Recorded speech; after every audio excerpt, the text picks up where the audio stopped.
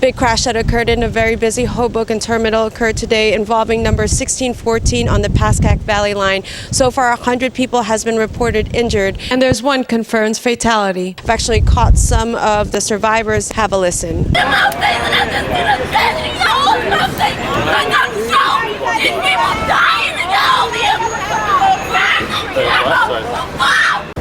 At first, we heard a loud boom, and the lights kind of flickered. The ticket agent said, "Hey, what's going on?" At that point, I said, "I'm not sure." I ran out. That's when I realized it was the train. So you were not injured? You must be very shaken up.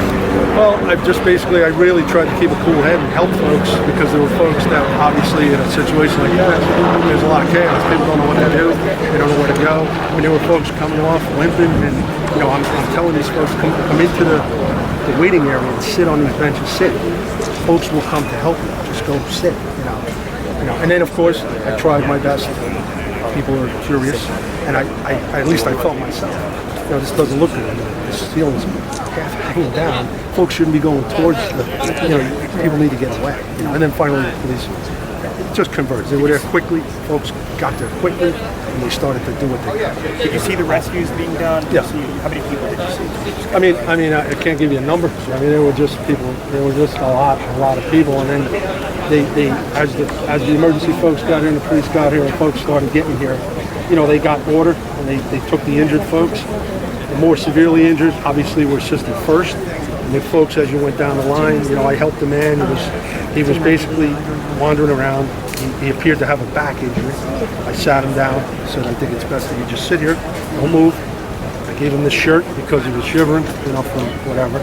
And I waited, and then as they came to assist him, took the shirt back, gave it to another person, just trying to help folks as best you can. That's what you should do in a situation like that. You were just in the community. Did you describe did you get a sense of actually what happened to the train? It did not derail. It basically just ran. It didn't stop. It ran into the terminal, and it appeared to not stop. And how far beyond the end of where it should have stopped did it go, if you had to estimate? Well, if I had to estimate, I would assume that it would come pretty close, but not quite. I would say maybe 100 feet. Too far. Yeah, it definitely went. Wow. Did it actually crash into the waiting area? It didn't crash into the waiting area. There's like I want to say a barricade, a metal. It's there to stop the train, I'm assuming, if it rolls too far. Yeah. In this particular case, it made it all the way into the barricade, completely up to the barricade. And that's a metal barricade. It's a metal barricade. Now, I do not know what caused the roof of that portion of the terminal to collapse, but it certainly was. Can you walk us through again what you heard and what it sounded I just heard a very loud, what you would assume to be a bang, very loud crashing type noise. And I exited the office.